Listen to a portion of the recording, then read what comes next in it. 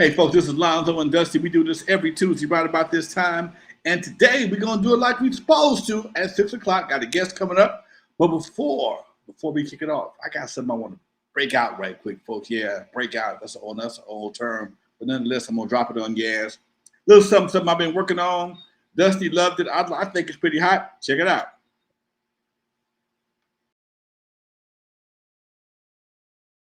Make sure the sound is on, Lonzo. Huh?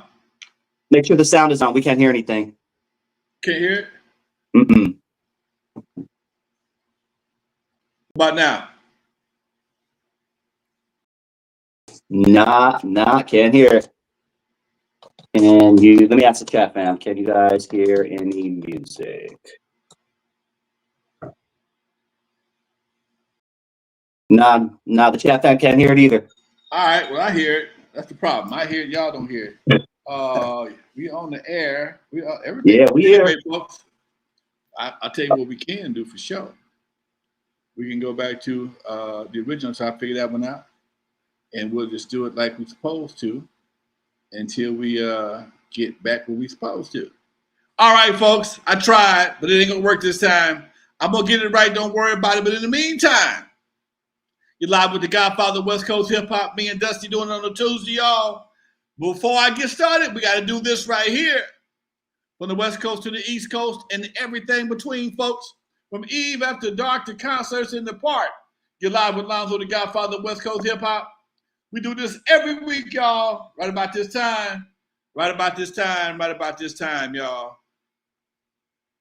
Yeah, I know we're trying to experiment with some stuff, and it didn't come out quite right. Don't trip. We're all right. So, folks, what's up, Dusty? It's all good. What's going on, Lonzo? Man, pissing on forest flies and trying to keep my boots from burning. My man always has the craziest phrases, man. That's that old man and old dude. Yeah. All the time. Yeah, I'll be keeping that shit. That shit be funny as hell. Yeah, just trying to keep a nuts out the sand, bro. I can't put this out the sand. Okay. Well, today, as you mentioned, we have a great guest coming on the line. We have a rapper by the name of Scoopastar from Texas, and he's done a lot of work with the likes of Lil Flip, Zero, a bunch of other Texas artists, and he has a very interesting story.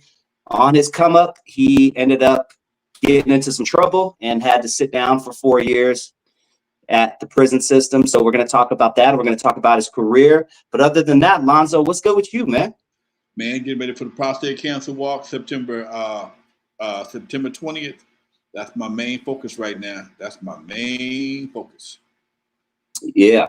Now, when is our guest coming on? I told him to come on about 6:30. Oh, okay, perfect. All right, cool. Well, let's jump into it then, Lonzo. There's a lot going on, man. And the first thing I would love to discuss with you is our boy Young Thug. We've talked about Young Thug in the past, and for anyone who doesn't remember, Young Thug and YSL, which stands for Young Stoner Life, Young Slime Life, whatever the case may be. They were hit with the RICO not too long ago. Young Thug came out and he was given a deal and he was able to leave prison. But he did sit down himself for a minute. But he's been going viral this past week, Alonzo. You know, he has been one that has been said to have stood firm, didn't talk, didn't say anything. But recent jail calls and recent interrogation footage have popped up of Young Thug talking years ago while the trial and everything was building up. But I want you to talk to these kids, Lonzo, because it's official. People are saying Young Thug is a snitch.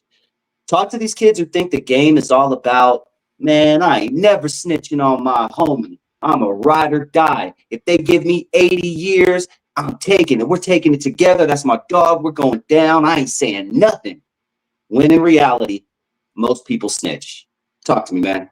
Man, look, you start thinking about how many birthdays you're gonna miss, how many other events you're gonna miss in your life because somebody, something that somebody did, and you're gonna let them live their life. You're gonna protect them, sacrifice your life for their life. You're gonna literally trade their life for yours.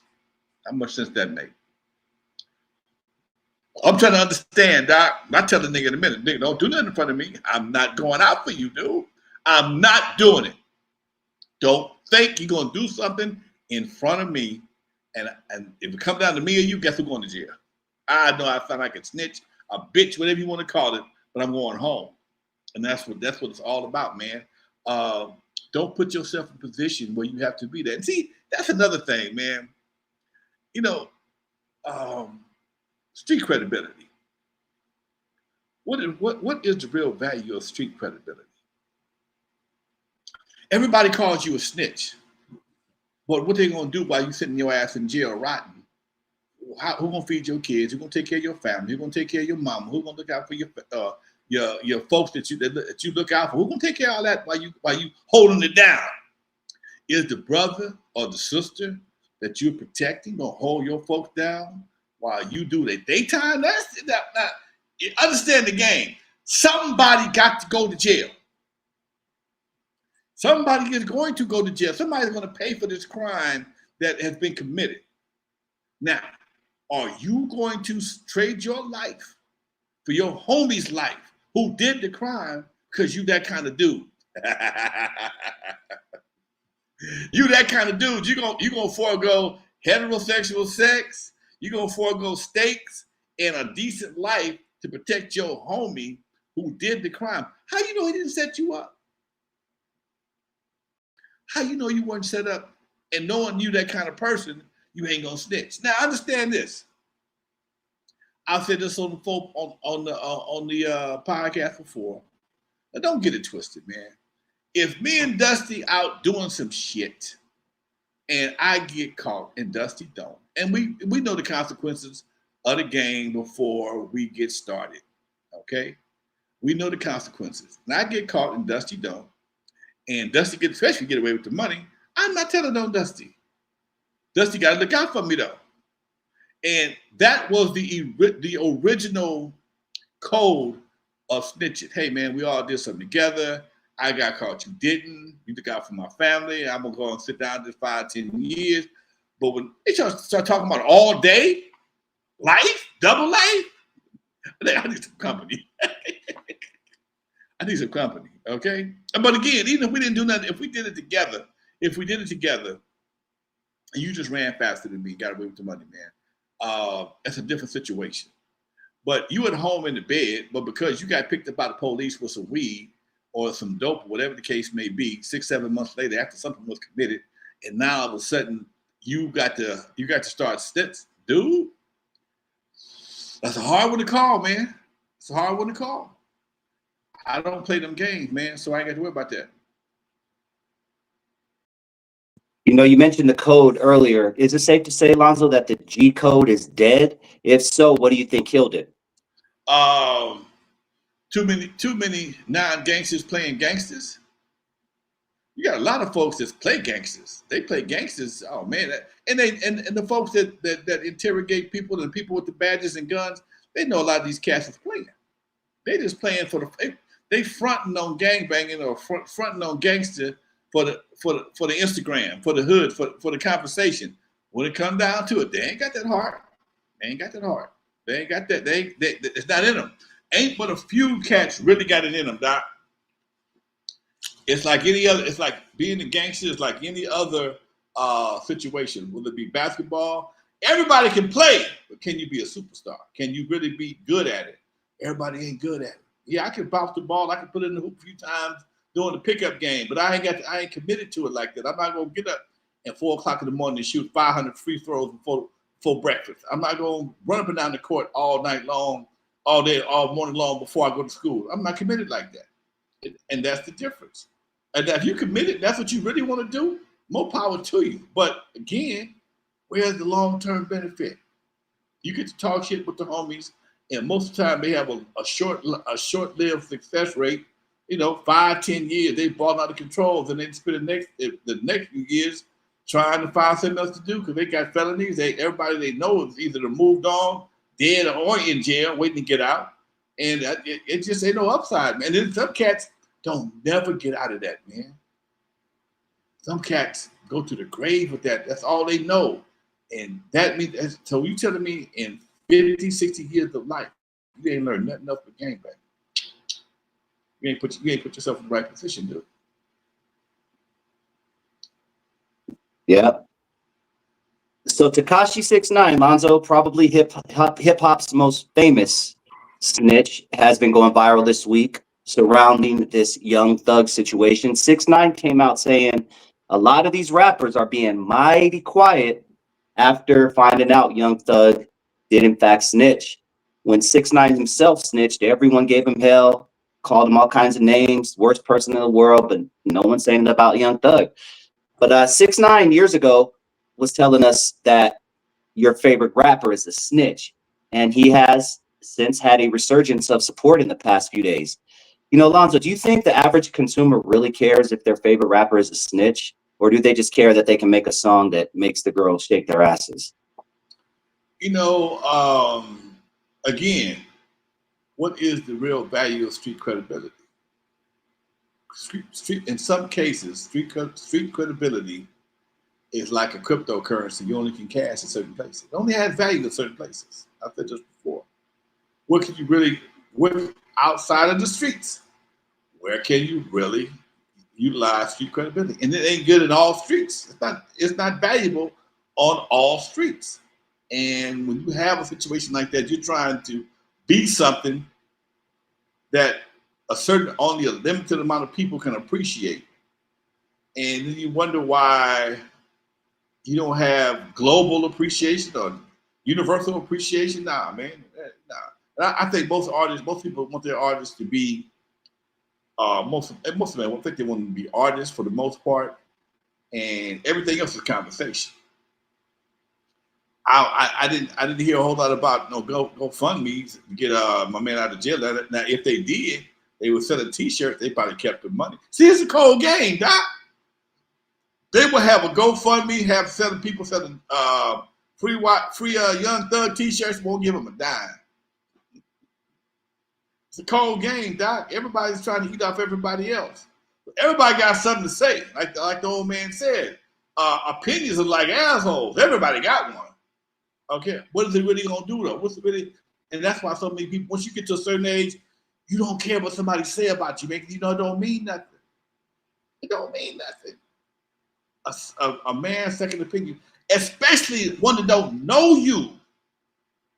One that don't know you, he just pulling out facts from opinions from the internet or taking somebody else said and just regurgitating it and making it his own. In the meantime, man, it really don't have no real value, Doc. I would love to know your thoughts on this thing, Lonzo. In the Young Thug phone calls, something else was revealed that many of us already knew. It was revealed that Young Thug, as the head of his record label, YSL, was purchasing fake streams so his artists could go #1. There used to be a saying, Lonzo, men lie, women lie, numbers don't. But now numbers lie like a motherfucker. Man, What are your thoughts when you hear that these record labels are buying fake streams so their artists can go #1? That is why cell phones are so valuable overseas, man. They have streaming farms to give you the impression. Look at some of the stuff, man. I've seen how that works, and when you look at certain people's everything on the internet is trackable, and they show you where they come from. You hot as hell in Guatemala. You hot as hell in Pakistan. You hot as hell in Ukraine. Come on, man. And that's where the game gets busted at. Okay, everything has a digital footprint, and them digital footprint lead right back to where the originator of the content, and that's where the game gets busted at. But the people, it wasn't most for up until recently, they didn't really check. But now it's become so prevalent, they have to check just to keep themselves somewhat legitimate.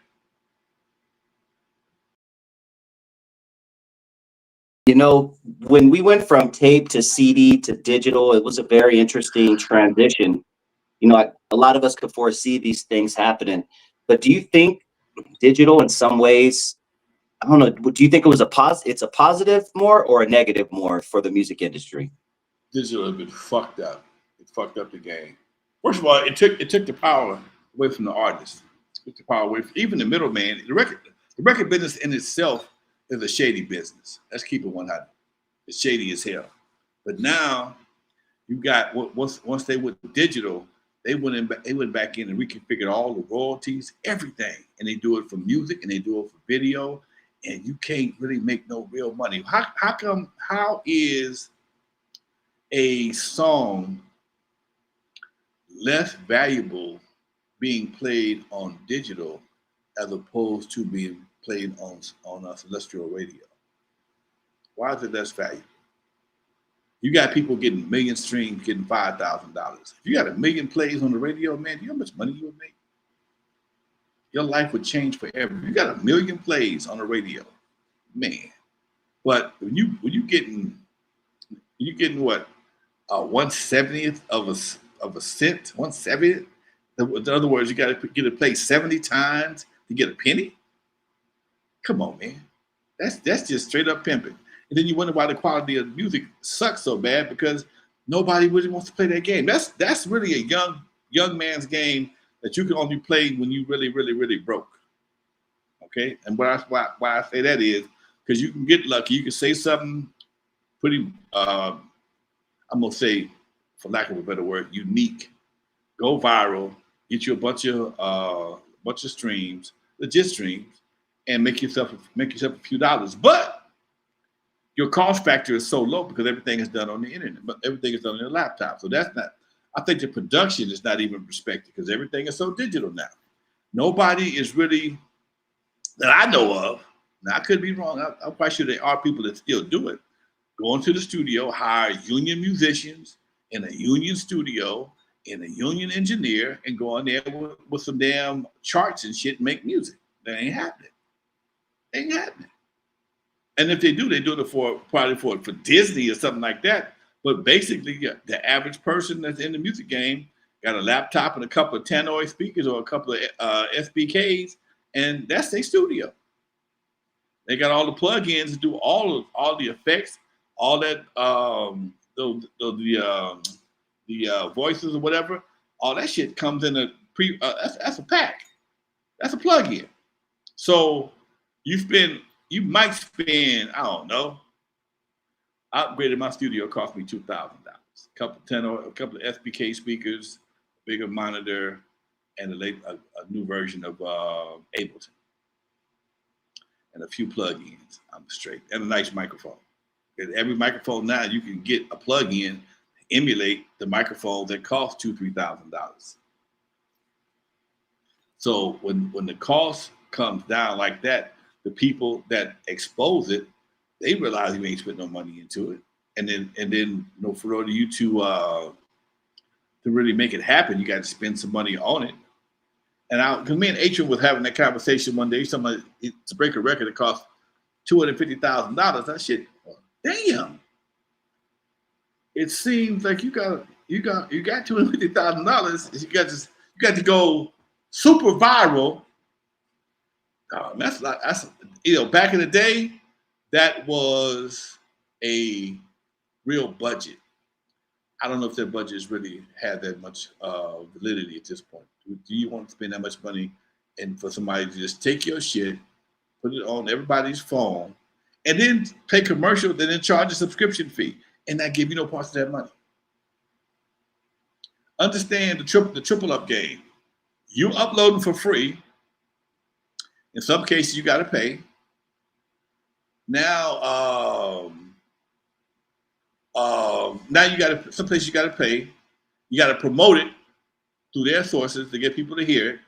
Hopefully, you'll fit into an algorithm that is catchy, so they'll keep you playing in various playlists, various rotations, and you getting paid a fraction of a penny per play. A fraction of a penny per play, video and audio.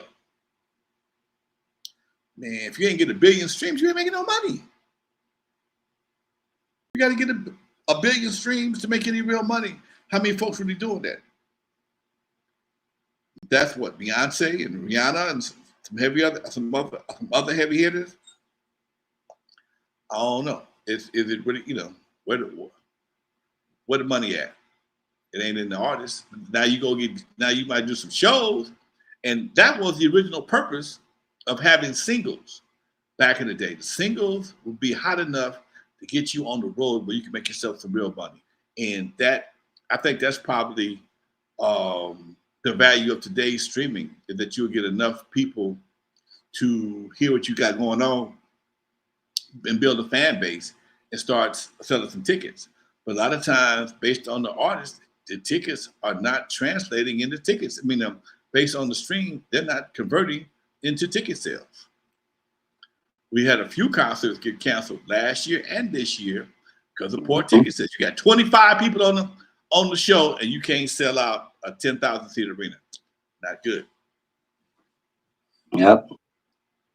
Now everything is 360 deals with artists and labels. Was there a time where artists mostly made a lot of, well, anyone who doesn't know what a 360 deal is, obviously it's when basically the label gets a little bit of everything. You sell merchandise, they get it. You perform, they get a little piece of it too. Was there ever a time where an artist could perform a show and that was his money? The label had nothing to do with that? Yeah, for years, man. And that's why the 360 was invented. Because one thing about it, when a record company puts money behind your album, your music, it's like you'll always have a residual positive effect. And that is, you will always still be that superstar. If they make your shit in the top 20, you will tour on that record for years. And they drop your ass, you still making money on that record. When you get a movie deal, you still making money on that popularity. So a lot of artists are able to convert their popularity from the music and get it to convert into t-shirts. Oh, I'm not saying t-shirts, jeans, alcohol, perfumes, car commercials. Snoop is one of the biggest pitch men in the world. Mm-hmm. Everybody don't get that lucky. Shaq do the same thing. Shaq got all his shit converted into other revenue streams. So, but all those revenue streams are based on your record sales. And I'm surprised Shaq somebody like the N.W.A started doing 360 deals, because you feel once you get signed, shit, you get a shoe deal in a lot of cases. You get NIL for high school, for college cats, and then you start getting all these endorsements. You would think that.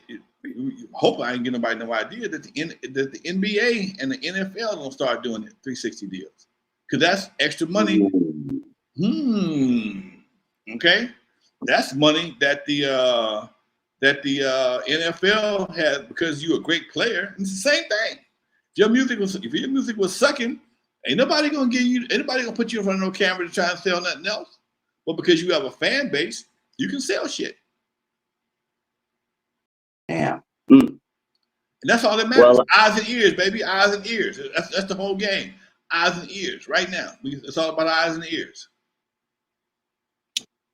Yeah, there's one other thing about this Young Thug situation that I would love to discuss with you before we bring on our guest in a bit, Scoopastar. Young Thug also had the internet on fire, Lonzo, this week when he posted this quote. And the quote was, quote, "Since y'all want to call me a snitch, let's just air it all out then. We all be taking mad dick in Atlanta. D-I-C-K in Atlanta.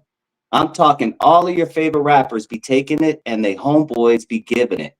Don't wear no skinny jeans around Baby if you're not with it. Baby, Cash Money." There have been allegations for years about Baby doing things with this artist. But what do you think about this tweet, Lonzo, where Young Thug is saying basically all your rappers from Atlanta be taking it from the behind? I ain't going to Atlanta. I ain't going to Atlanta. That's for damn sure. Man, I don't know, man. You know, something. It almost sounds like a Donald Trump situation where he's doing some diversion. You know, he don't want to he tired of people talking about him, but he gonna flip up and talk about everybody else's sexual habits. I don't know, man. You know, that rumor has been around for quite some time. Ain't nothing new. But it just amazes me that that folks would he dropped that. Nobody was talking about that, you know. Now I don't know what he snitched on. He snitched on people's sexual preferences while he was in jail, or he snitched on some of the activities of his organization. I'm not sure, but that seemed like a whole nother subject matter based on the fact of what you did. Now you're gonna throw everybody under the bus, okay, for their activities aside from making music. Hey, how are the two related? To kind of keep it on the same topic, and we do have to dance around this topic, unfortunately, so we don't get canceled. It's just the reality of what's going on in 2025. But Snoop is in trouble with the rainbow community for some comments he made. He was watching a movie with his grandkids recently, and in the movie, there was someone who was part of the same gender doing something with someone who's part of the same gender. So Snoop's grandkid asked him a question. What's up with that? And Snoop was on this radio show saying, or whatever he was saying, he said, I didn't know how to answer it, basically. And, you know, Snoop is getting a little backlash for not feeling the fact that he had to explain to his grandkids what was going on in the movie when it comes to the LGBTQ community. But what are your general thoughts on Snoop getting backlash? You know, that group is very protective on every level. You can't say anything good, bad, or indifferent. And Snoop's his explanation was he wasn't prepared to have that conversation with his grandson. I can understand that. But again, you talking like they, and I had to. I heard this conversation today on the radio, and it sparked some things I forgot about. But you talking about the same guy that walked two chicks on the to the war show on leashes. Okay, you know, this is something, man, that people have to realize, dude, that one day, the shit that you do is gonna appear in the mirror. It might not be the exact same thing, but the shit that you do is gonna appear in the mirror. And now you got to answer to people that you love. You know, when you think about different artists who make music that our kids are exposed to, my grandkids are exposed to, but they won't let their kids listen to it. Okay? When you see people who have been perpetrating lifestyles that have not been productive for anybody to get their money. Meanwhile, folks have been to prison, got killed, promote all type of lifestyles that are not productive to anyone, but they get paid for promoting these lifestyles. Now you got a problem with you seeing something else that's different. And that seems a little bit hypocritical, Doc. I'm sorry. It's a little hypocritical. I never understood the mentality of gangbanging. I can't knock a brother for something I don't know nothing about. I know brothers that have done it. I know brothers that went through it, done it. Hey man, I can't. That was a phase in my life. But when you're still doing it in 50, especially when you're 50 million and a millionaire, multi-millionaire. But then you got a problem with something that's a social situation that's not really violent. It's had nothing to do with violence. It's based around love for the most part. But you feel uncomfortable explaining that. I wonder how many people had to explain them two chicks on them leashes. I thought leashes were only for dogs, mama. You got two chicks on leashes. What is doggy style? You got a girl with an ass hanging out of a doghouse on the cover. Okay, we knew what it was. All the adults did. And I think that's the problem. One of the problems we have with society and the digital age is so many things have been ignored. Because once upon a time, as a grown ass or as a kid, you weren't allowed to be in grown folks' conversations. No way, form, or fashion. You can't be in grown folks' conversations. They could be talking about alcohol or the person around the corner, down the street. Get your ass out of here. And I think we have forgotten some of the basic training that we received from our parents is, hey, man, let kids be kids. And I think that's one of the problems that everybody has with a lot of things going on today. You want kids to make decisions they're not ready to make. They're not ready to make yet. They're not ready to make. They may have tendencies. They can't make that decision. If you can't decide what pack of cigarettes you're gonna smoke, or what kind of alcohol you're gonna drink, or what kind of car you're gonna drive, how you gonna make life changing decisions at 10, 12 years old? How you gonna do that? And one minute you want to be this, you might want to be a dinosaur. What you gonna do? Grow a tail? Come on, man. Kids go through phases. So to have them be exposed at an early age to certain things that are, I can't say normal because it's normal for some people, or can't say natural because it's natural for some people, that are, I'm at a loss for words, but things that are not universally accepted, globally accepted, put it that way. They may be accepted in states, may be accepted in certain states, but globally, there's still an issue with it. There's a lot of places to have an issue with it. So you have to explain that. And I know we live in the United States, and the United States, for the most part, has a tolerance of certain lifestyles. But again, every nook and cranny is different. I know I've said a whole lot of shit. I'm trying to get out of this without getting us canceled, damn it. I can see you tiptoeing and tap dancing your butt off over there. I'm tiptoeing on glass like a summer. I ain't got no shoes on, walking through glass. Hey, is Scoopastar on the line yet? I don't see him yet. I'm waiting on him. Okay, all right. Well, we'll get to him. We'll continue the conversation until he pops up, because there was something else I wanted to talk with you about, Lonzo. Before we do that, though, we're about halfway through the program, so I'm going to remind everybody to hit that like button. If you have not already, just smash it. It really helps out the channel. It lets YouTube know that we exist. And please, if this is your first time joining the channel and you like what you hear, you are tuned in to N.W.A. Stories with Alonzo. I am Dusty Vision. That is Alonzo Williams, the godfather of West Coast hip hop. Please subscribe to the channel, N.W.A. Stories with Alonzo. Now, Alonzo, there is a Texas rapper named F.B.G. Murda.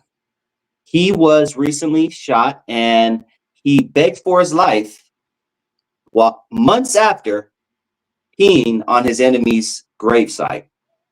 Now, we haven't had a story like this in quite a while, Alonzo. It seemed like back in the day, this was a weekly occurrence, but when you hear about someone going viral, and I saw the video, dude, after he got hit with the bullet, he's on the ground begging for his life, pleading for his life.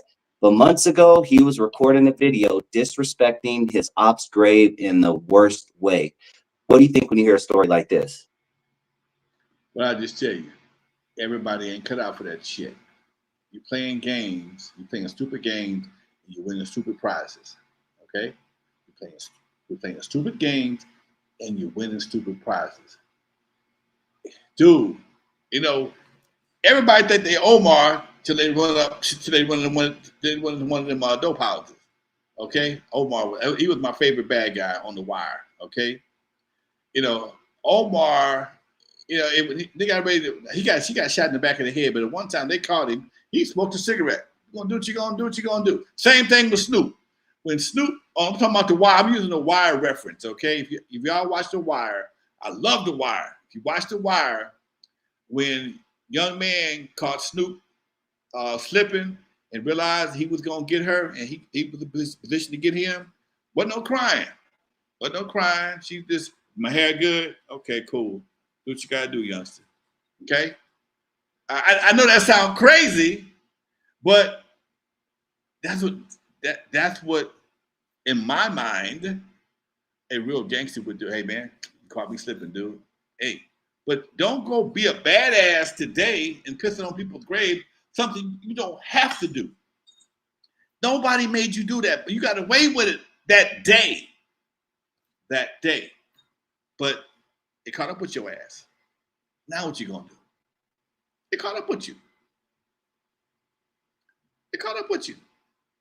So I hate to see any brother get taken out for any reason whatsoever. But stop playing stupid games, and you probably won't get stupid prizes. Yep, yep. If anybody has any questions for the Godfather, sorry, I got to fix my camera. If anyone has any questions for the Godfather of West Coast hip hop, post them in the comment section, and I'll make sure I get to them before the show's over. If not, next week. But Art Chavez says Egypt just came out with his book last week called On the Nile. I wonder how much West Coast info is in it. Lonzo, have you seen or heard any info from any of your partners about this? No, I have not. And Egypt's brother Dave is a regular. He walks with us on a regular basis. I haven't heard anything about this whatsoever. Um, I'd be curious to see. I'd be curious to see what he had to say, man. I'd be curious to hear what he had to say. He can mold the truth very well. Okay, he can mold the truth very well. I'm gonna leave it like that. You mentioned that on a past show. He was telling a story, and you were kind of, saying, "Yeah, you don't remember that happening." Yeah, But let's talk about Egyptian Lover. We've talked about him in the past before, but he is a big figure when it comes to the beginnings of West Coast hip hop. What do you remember about Egyptian Lovers come up? he came up quick, faster than a hurry, dude. First out of high school, first record went through the roof. Egypt went through the roof, went through all over the world, and his life was changed instantly. Um, he had cars he couldn't even drive. He had pools he couldn't swim in. He was one of them cats from the West Coast at that time. He blew up. Okay, he blew up like nobody else did, and got very arrogant real fast. Got very arrogant real fast. He thought the world owed him something. Thought he was West Coast Prince for a long time, and we have bumped heads in the past. I mean, I'm cool with him. We just have a different version of the truth. That's all. We just have a different version of the truth. We have a different version of who actually did what, and what was the original origination. Because my thing is always, man, being trying to stay as close to the truth as possible. Yes, I forget some shit because it's just been that shit was 45, 50 years old. So yes, I do have the right to forget some shit, but um, numbers don't lie, and I tell certain people numbers don't lie. And you can't tell me you day one if you were at Alpine Village, 1978. And if you was born in 1970, you wouldn't have been at Alpine Village in 1978. Okay, you was 9 years old. Okay, or you was 8 years old. So if you born in 19, cat, I was born in 65. I was at Alpine Village. No, you wait. Do the numbers. Do the numbers. Bruh, we didn't have Alpine was not Romper Room. So just for people to say certain things and not really apply the math to it, and especially if you talk to somebody who was there, Egypt was like the second. Egypt was coming to Eve after dark long after I got the Eve. He was coming to Eve long after I had the Eve. Eve was cracking. In fact, him and Snake Puppy went to school together. Snake Puppy from LA Dream Team, they all went to school together. And Snake tells me how him and Egypt used to walk from 60th and something to Eve after dark on Saturday nights. They walk like 60 blocks. Eve was on 129th right off of El Segundo. If you walk in from 60 anything, that's 60 blocks.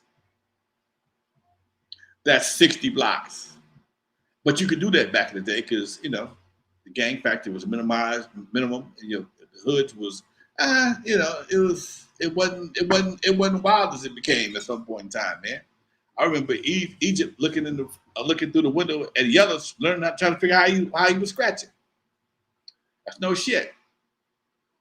So, he came up, dude. I can't take that from him. He had made a lot of money, blew a lot of money, went through a lot of money. Oh yeah, because he was an independent dude. He was an independent artist, and he was getting the lion's share of the money. Even when McCall was stealing what he was stealing, he still got some fat ass checks.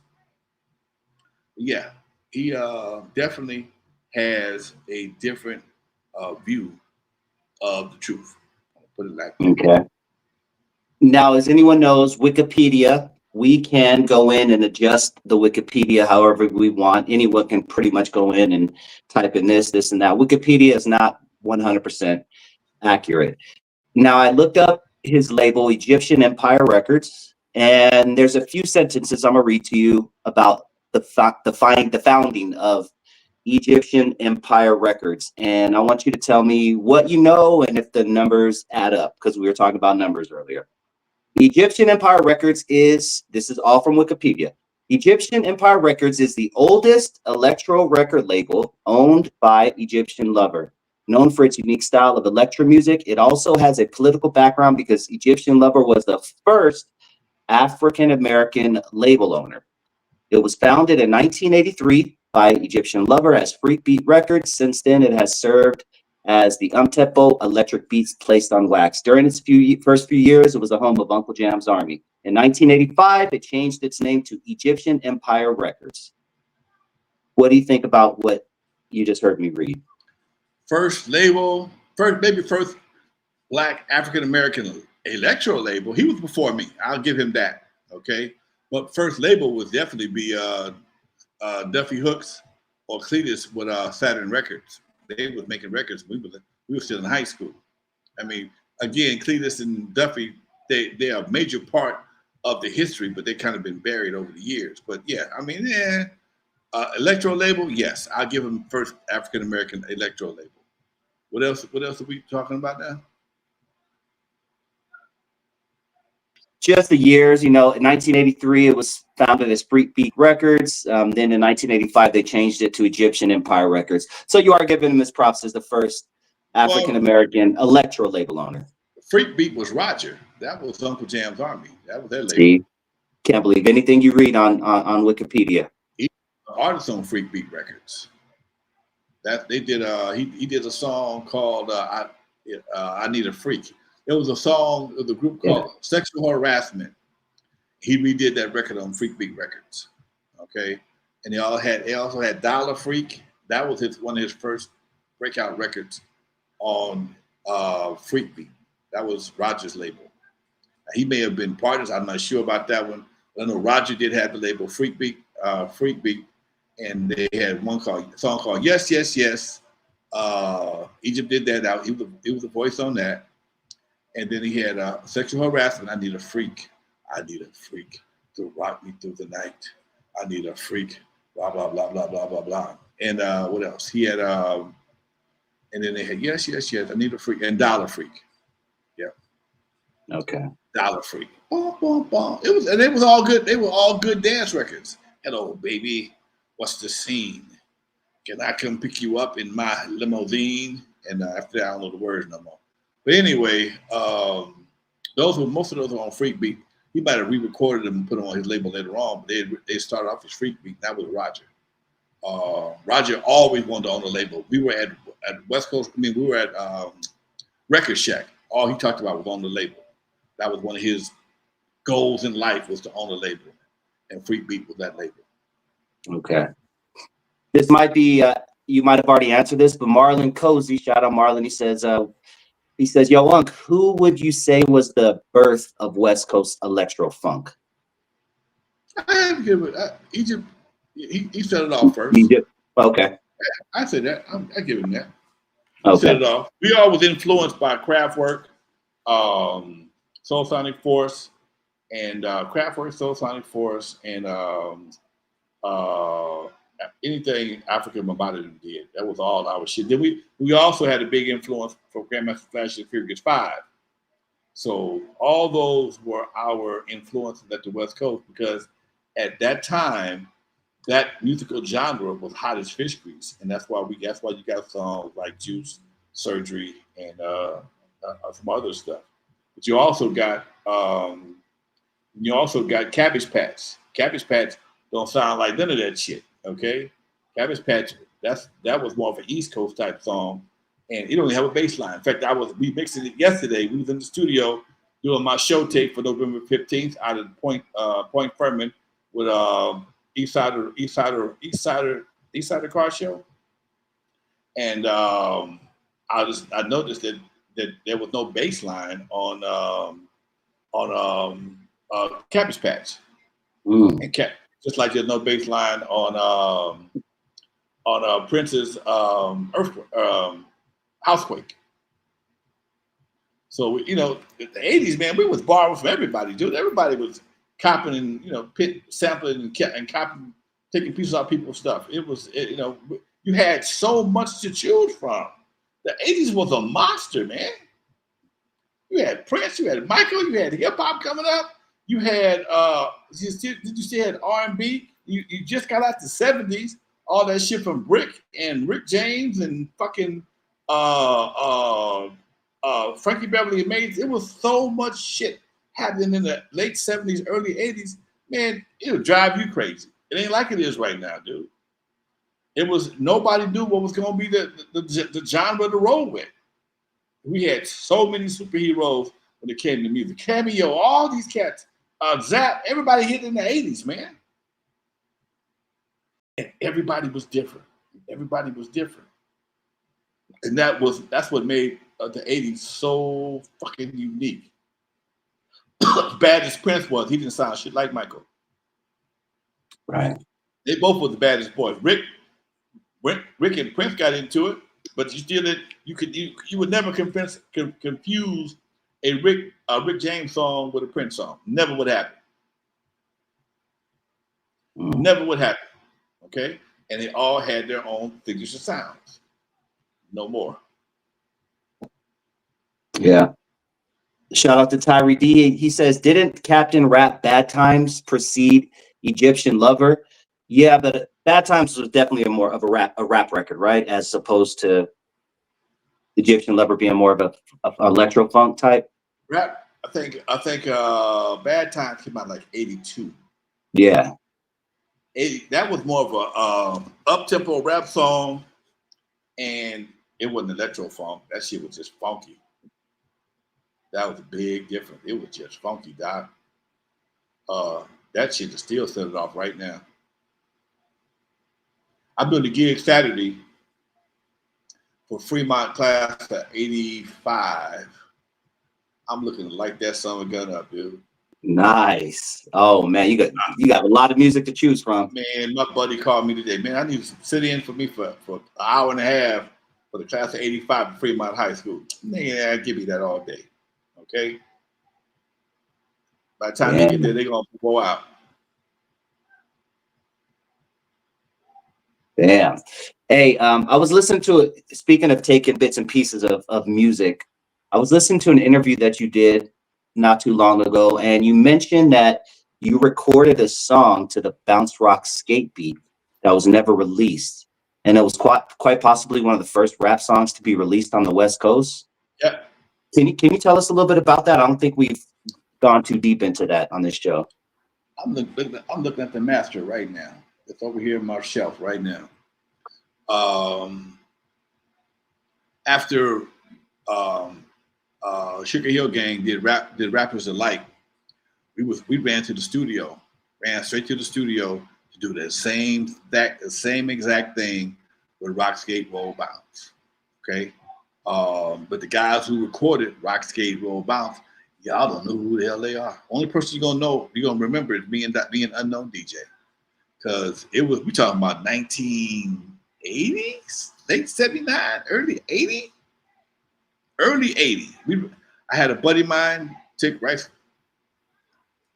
My boy just stepped in. I had my boy hook us up with a 2-inch master. We went to a 16-track studio in Redondo Beach, and we laid the track down. Me, Dr. Rock, Unknown, Billy T, and Sweet Ron, all the cats that were all the guys that were the original DJs of Eve After Dark.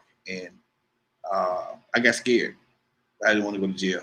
I thought making a record violating the copyright was a federal offense. I wasn't trying to go to jail. Hey, I guess just stepped in, Doc. All right, Scoopastar. Scoopastar, what up, Doc? What's up? We doing it like this today. How you feeling? Oh man, I'm blessed, man. I'm blessed. All right, that's good to see you, man. First off, I want to say welcome home. Oh, thank you. Yes, sir. Yes, sir. Home. Definitely glad to be home. We got about 10 minutes left in the show, Doc.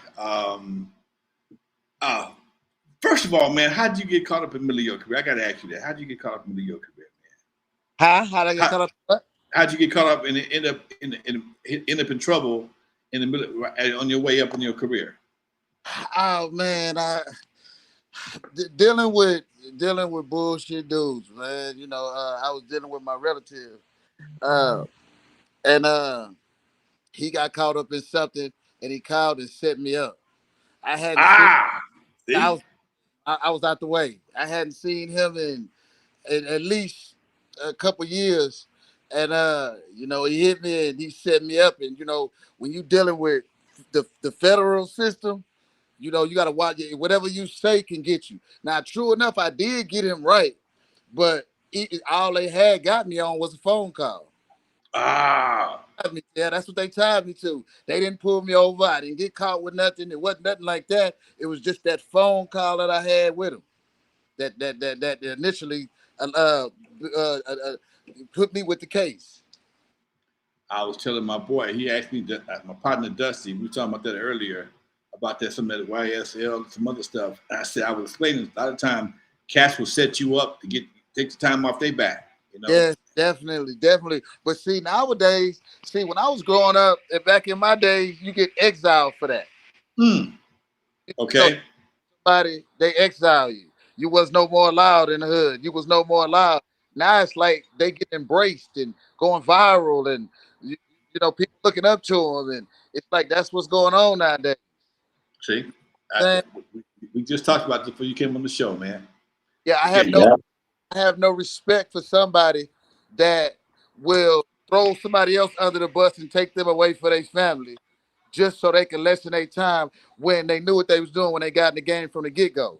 So Right. you wouldn't have sacrificed so many other people just for you to come home because you the one that got caught up being sloppy or with however you got caught up. Since you got caught, you just gonna bring down a whole bunch of other people, take them away from their family, and away from what they got going on in life. Yeah, yeah, See, yeah. You don't get no worse than that.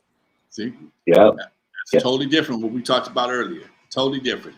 He working for the police. He just trying to he trying to do all the work he can, make their job easier. Okay, Right, at right, your expense. Okay, Hey, exactly. at your Scoop. expense. Lonzo and I talked about this earlier in the show, and I would love your thoughts on it. I'm pretty sure you've heard about what's been going on with Young Thug over the past week. Footage of an interrogation video, coming out, and allegations of snitching and things like that. What are your thoughts on the recent situation with Young Thug and the whole YSL Rico in general?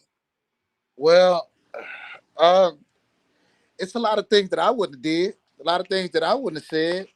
Um, Me personally, I just came home, so in order for me to really just know who said what, who told what, I would like to see some kind of paperwork. You know what I'm saying? Before I could really just voice an opinion on which one did what. But I know it was a lot of telling in that situation.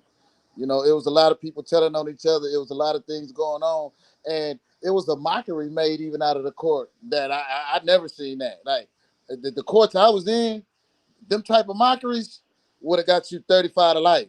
The way YSL Woody went in there and did what he did and recanted his statements and the sleeping and the all the extra antics he did.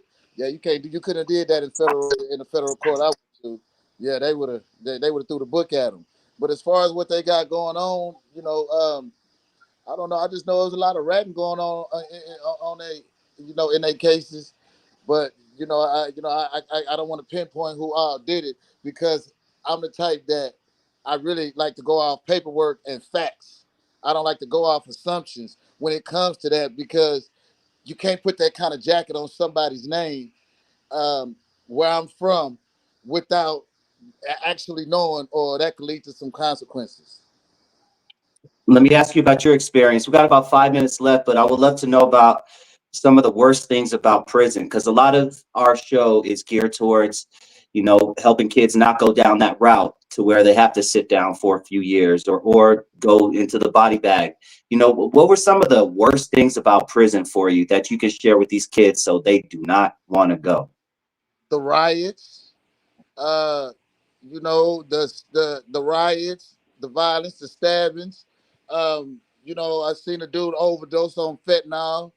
Mm, Uh, the way the prison guards treat us, like inhumane. Well, when you get to the lower facilities in the feds, they treat you like that. At the higher facilities, they have more respect for inmates down there. But the water had lead, benzene, cyanide, and different chemicals in it, and that's why I wear a do rag now, because either the water gave a lot of people kidney failures from drinking it. I didn't drink it, but I had to take showers, so it burnt a lot of my hair out, my edge up, and a lot of people's hair got messed up real bad from having to take showers down there. So I got to go get a hair transplant. So my bed my bed, the ceiling, the roof had mold in it.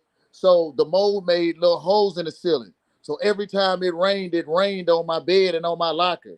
And under my bed smelled like mildew because the rug retained the water. So it smelled mhm, like mildew. So not only is my bed getting rained on, where it's puddles and big rain, and it's mold on the walls where it make you sick to the stomach, nauseated. Um, they had year-old food in the chow hall. They found the rat's nest in the chow hall with like 400 some rats. Um, when I was in Bastrop, we was right next door to it was a facility that burns roadkill, like dead animals. mhm, So every day when you go to chow and to wreck, you smell dead animals all day mhm, long, just dead animals. Dead animals. The majority of the days, I can't say every day, but the majority of the days when you're at Bastrop Federal Prison, you smelling dead animals being burnt. So, those are just some of the things that just come with jail. And, um, jail is never a good place. So a lot of these kids and a lot of these people need to take accountability for what they doing and understand that it's consequences behind every action that you take. So when you think about, if you would stop to think about what you're doing before you do it, you won't have be subject to the things that prison life is about, because you don't want to go in prison and first thing you do is have to go in and get you a knife, or get you a ratchet and get you a stash spot. That ain't how you want to live. You don't want to be on a bunk, on a hard bunk as is, with a little mat, and then it's getting rained on at the same time.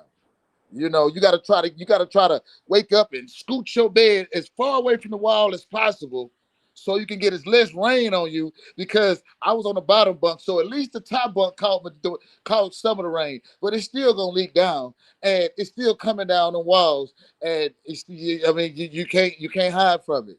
That rain gonna get you. So and I couldn't do nothing about the hair situation. I gotta take a shower. So we gotta bathe in water with lead and poisons in it. You know what I mean? Now, I mhm. didn't have to drink the water, but I had to bathe in it.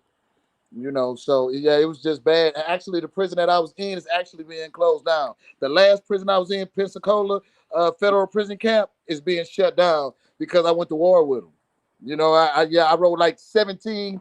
I wrote like 17 BPH 9s and 10s. I filed a 2241 habeas corpus on them, and I sued the warden and my case manager. Yeah, That's so what's up. I went in. Wishing you the best in that, man. I wish we can keep you longer, but we do have to wrap up soon. Tell everybody what's next for you and where they can find you. Man, I'm just working. I'm glad to be home. I'm just back working. Uh, I'm shooting a movie with Mike Sterling called Behind the Pole 2. I got some new music dropping. I'm gonna start working on an album. You know what I mean? But I got a reality show going on with Fame Train. um, I'm just staying busy, and just trying to stay blessed and stay out the way. Now you can find me at Scoopastar, T_TMF. That's SCOOPASTAR_TMF. All right, way to Man, go. it was a pleasure, my brother. Best of luck to everything on your journey, man. Thank you, man. I really Stay appreciate blessed. y'all for having me. Man, I had a little time. My phone wouldn't connect, so I had to end up downloading some other stuff, and I finally made it through, man. But I sure appreciate y'all for having It's me. all good. It's a pleasure, man. Best of luck to you. All right, bro. Much All love. right. All right, now, peace. Peace, man. All right, for There y'all. it is, Lonzo. Another fun-filled, fat-packed show, man. Yes, Any last sir. words Yes, before we hit him with that outro? Oh man, we got to roll. I'm gonna try and get this get this new theme song up and running. But right now, we're gonna do it old school for the time being.